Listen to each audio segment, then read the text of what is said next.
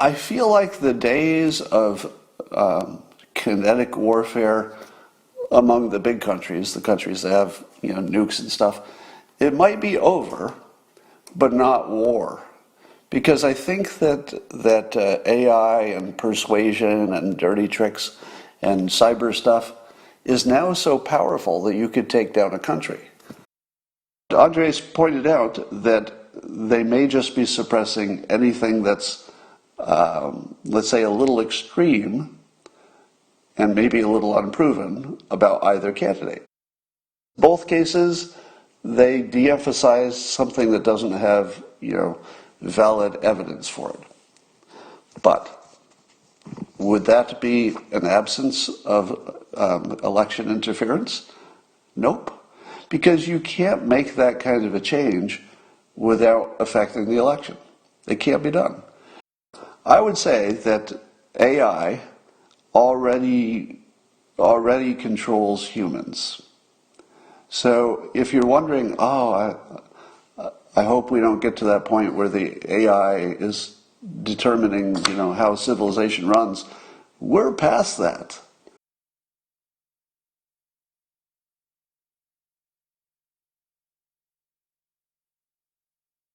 I just saw a story that says that China has collected massive personal information about Australians. I assume they're doing the same thing for every other country. But I guess they got caught more or less red-handed with the Australian data. Now here's the thing. I feel like the days of kinetic warfare among the big countries, the countries that have nukes and stuff, it might be over, but not war. Because I think that AI and persuasion and dirty tricks and cyber stuff is now so powerful that you could take down a country. And you could destroy an economy, you could cause civil unrest. It's happening right now. So I think the reason we don't have to worry too much about getting into a shooting war with some of the other big countries that are the classic ones you worry about is that shooting is the least effective weapon. The one thing you can count on is that if you're up against another military, they're going to use their good weapons as opposed to their bad weapons. And bad weapons would be anything that got them killed in return.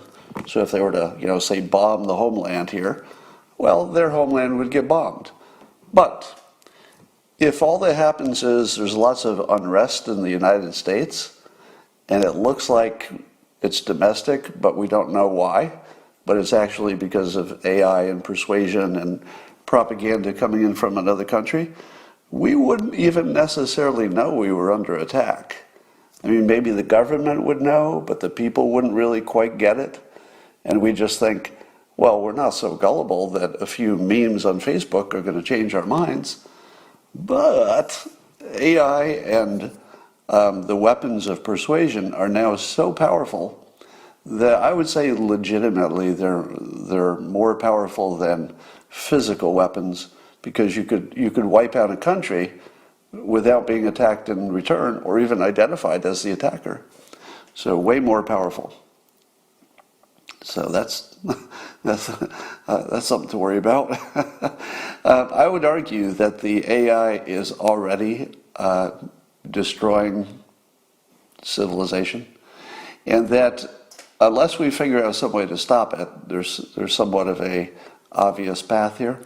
Because as many people have noted, the algorithms in the social networks and the, I guess you could say algorithms driving the news in general are designed to make us fight with each other. Now, that's not some great insight. Everybody smart says that at this point. But what's going to stop that? What would stop it? If you had said to me 20 years ago, the fake news and the persuasion will get so strong that, it'll be changing politics and changing the world and all that, I don't know if I would have completely believed how good it could get. I would have worried about it, but I don't know if I would have been convinced. But now we're here, and we can see that half of the country believes in literally hoaxes that they believe are reality. They actually can't tell the difference between an obvious hoax.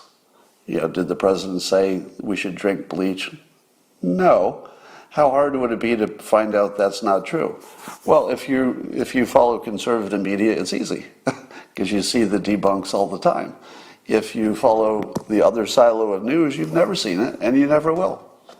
So if you had told me we could ever get to a point where you could sell somebody literally a hoax that could be debunked as quickly as you can Google it, and yet it still worked. It could be debunked with one Google search, and yet it still stands. I don't know if I would have believed that. So how good can this type of weapon get? Well, that's the scary part. We don't really know. Here's what's scary. Right now, the persuasion that most of us are receiving from the social media companies and from foreign actors to the extent that they're trying to interfere, most of that is sort of sprayed into the environment. In other words, the meme that you see might not be that different than the meme I see. Maybe it looked for things like, your gender or your age, who you voted for, some basic stuff. But what happens when, let's say, China knows everything about you, you specifically? They know the names of your children, they know your hobbies, they know where you've traveled, they know all your social media posts. When they know all that stuff, the form of persuasion that they can send to you specifically is a whole different level. As a trained hypnotist, let me give you really a perfect example of this. If I tried to hypnotize all of you right now, it would sort of work. I could influence a number of you. Maybe 20% of you would be moved, 80% would not. But the limit there is that I would have to use the same method for all of you. And the same method doesn't work for everybody. It's not really a one-size-fits-all situation. But suppose I had infinite time and I could take each of you individually, learn all about you, how you're wired, what makes you tick, what you care about, and then I design a specific persuasion package just for you, and then I stay on it. Would I be able to get more people brainwashed? Yeah. It would reverse from maybe 20% of the people getting influenced to closer to 80% if I had time to work on it individually. So it's that big. And going from maybe 20% getting influenced to 80% influenced, that's the next step. And all they need to do is collect enough information and have something like a TikTok or some other kind of social connection that can get something going virally. So that's where things are going. There's a news today that Oracle is going to do some kind of a deal with TikTok, not buy them, but do some kind of a deal. Now, I am very curious what that deal would look like, because I can't see any scenario in which the code of TikTok is being programmed by Chinese programmers, and somehow we feel safe because Oracle also has a piece of the business. I need to hear details, but nothing I've heard so far suggests that would solve any problems. But obviously the magic is in the details. I made a comment, I guess yesterday on Periscope, that Google it looked like they were filtering things in favor of Biden over Trump. But Andres Backhaus noted that if you put in Trump, and the beginning of the story is that if you try to search for does Biden have dementia, the non-Google search engines will autofill that question because it's asked so often, will autofill it right away. But Google will never autofill it. You have to type out the entire word, and then it'll do the search. And so I pointed out that seemed like an obvious thumb on the scales of the election. But Andres pointed out that they may just be suppressing anything that's, let's say, a little extreme and maybe a little unproven about either candidate. So for example, if you do a search on Trump, it doesn't autofill with anything about racism, but you think maybe it would, right? Because there might be enough Democrats searching for that stuff that maybe it would. So there's some thought that they might be just trying to suppress things that are not true as far as they're concerned. So they might say to themselves, it's not true that Trump is a racist, it's only true he's being accused. While at the same time they might say, it's not true, at least proven, that Biden has dementia, it's just something that people accuse him of. So if they were treating those as similar, you'd say, all right, okay, that's both cases. They de-emphasize something that doesn't have, valid evidence for it. But would that be an absence of election interference? Nope. Because you can't make that kind of a change without affecting the election. It can't be done. Let me give you an example. Let's say with my example of searching for Trump, is Trump a racist versus does Biden have dementia? Let's say everybody in the country had already made up their mind about Trump and racism. They'd already made up their mind. So no matter what you searched for, it wasn't going to change your mind. But let's say that the Biden dementia question was sort of fresher. In other words, there were people who legitimately wanted to search it and find out what the argument is who were not yet exposed to it. That's very different. If you stop both of them, one of them is a mature argument, one of them is fresh, that's not equal. Now, even if your intentions are just to give the best information, and maybe Google has those intentions, it's possible, but you couldn't do it. So if you don't let the algorithm just do what the algorithm does, you're putting your finger on the scale, and it's definitely affecting something. It may not be affecting it the way you wanted, but it's affecting something.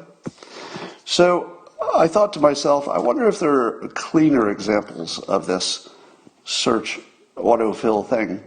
So I did a search on three big search engines, Bing, DuckDuckGo, and Google, and I tried to Google "find people hoax." And how long did it take for autofill to fill in the hoax part? Well, on DuckDuckGo, pretty quickly. You just start typing in "find peep" and "hoax," and you get a whole page of hoaxes. And my debunking of the hoax is actually the top result. You go to Bing, fills it in, autofills it, shows you a whole page of the hoax being debunked.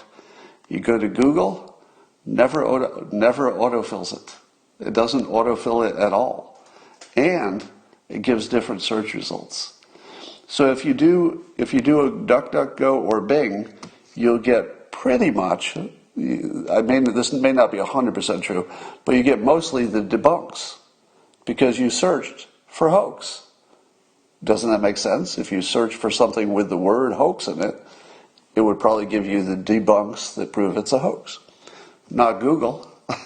Google shows you sort of a mix of people saying the hoax is a hoax and people saying that the debunk of the hoax is the hoax. So Google actually tries to balance it like maybe the hoax is true. That is not even close to being an appropriate way to handle that question. So 2 out of 3 search engines give you something useful, and Google does not. So I reject the idea that they're just trying to be good citizens and to prevent you from seeing things that maybe aren't that validated or credible. But so then you do a search on, I think if you just do a search on Trump or Biden and you see what news sources come up, if you look on some, you'll get Fox News, maybe Breitbart. If you go on Google, it's nothing but enemies of the president that come up first. So the first 3 searches are Business Insider, a Bezos property, Washington Post, a Bezos property, CNN. Those are the top 3 results when you search for Trump. I think, if I remember right, but not on the other search engines. They'll give you like a better mix of pro and con. All right. I would say that AI already controls humans. So if you're wondering, I hope we don't get to that point where the AI is determining, how civilization runs. We're past that. We're well past that. Because I don't believe there's any single individual who knows exactly what the algorithms do. There are definitely individuals who might be able to tweak it to get a certain result in a specific case, but I don't think there's anybody who understands the entirety of the algorithm and how it acts. I think the algorithm is effectively making its own decisions because it's doing things you don't anticipate, and you're just getting a result. It's, for all practical purposes, AI already is running the show. And you might say to yourself, but Scott, humans could reprogram it, they could just turn it off, they could delete the program. So really it's the humans. Because if the humans were not getting the results they wanted, they would just turn it off, or they would reprogram it. So logically, the humans are still in charge. Wrong. Completely wrong. If you believe that model, that the humans are in charge because they can reprogram the AI, then you don't understand what the AI is doing. The AI was built to be indispensable, the way it is. If they reprogrammed it, their profits would go down, and companies are hooked on profits. So the AI knows how to addict humans to control them. Let's say a heroin addict. Does a heroin addict have the option of not doing heroin? If you hand them heroin, here's some heroin, and you're a heroin addict, and you're jonesing for your next fix, technically speaking, does the addict have free will, and they can just decide, maybe not. I think I will not take that heroin, even though I'm an addict, and even though I'm going into withdrawal, and even though there's no police here, nothing to stop me. It doesn't happen ever. The addict takes the heroin in that situation. So if you think that the addict has something that you think is free will, and therefore is in charge of this process, you don't understand how people work. The person is controlled by the drug. The drug's in charge. The drug makes the decision. And it made the decision that this guy's going to do some more heroin, in effect. The AI does the same thing. It addicts the creators. They're addicted to the money, the reward, the promotions, and then the people who use it, the customers, so to speak, they're addicted in a different way. But no, there's no free will. Free will has already been removed, if it ever existed. Free will has been removed from civilization for the big stuff. We are now already responding just to addiction, and the addiction is coming through the AI. All right. And if you were to predict the long run, like where it all goes, this is different than most situations, because in most situations, the Adam's law of slow-moving disasters would kick in. And the Adam's law of slow-moving disasters says, for those of you who might be new to it, that if we can see a problem developing from years in advance, we always fix it.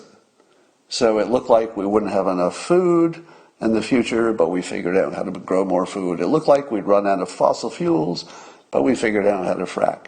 And on and on and on. If we can see it coming, we're pretty darn good. Ozone, there's a hole in the ozone. We got time. We fixed it. Year 2000, bug in the computers. We didn't have much time, but we had enough. So if you got time, you can fix it. This is an exception. You can't fix the complete takeover by artificial intelligence just because you see it coming for years in advance, which we have. We've seen this coming forever. And the reason is that the humans are not in charge of decisions. With the year 2000 bug, the humans said, hey, we don't like that bug. We better get together and do something about it. So humans could make a decision, and then they could act on it. With fossil fuels, humans could say, hey, it looks like we're not going to have enough fuel. Let's do something about it. And fracking is one of the things that came out of it. But with AI, the humans can say, hey, there's a problem. And they can't work on it because the AI won't let them. The AI controls their thoughts. It controls their priorities. It controls what they think is important. So even if we humans said, hey, that's a problem, we better work on it, the AI would talk you out of it already. That's not the future. That's already the past. We're already at the point where the AI will change your mind so effectively that you cannot independently decide to rewrite the AI. The AI already programs us by its design. In the beginning, let's say the first ones, I'll use a phrase from Babylon 5, the first ones, the programmers who initially came up with the ideas for how to create algorithms and services that addict you, they had free will. And had they chosen to do something different, we wouldn't be here. But they did. They built a system that now controls them and also controls us. Once it's built, humans don't have the ability to unbuild it. We don't have the ability to work against our addiction any better than the heroin addict who's having withdrawal and you're handing him some heroin.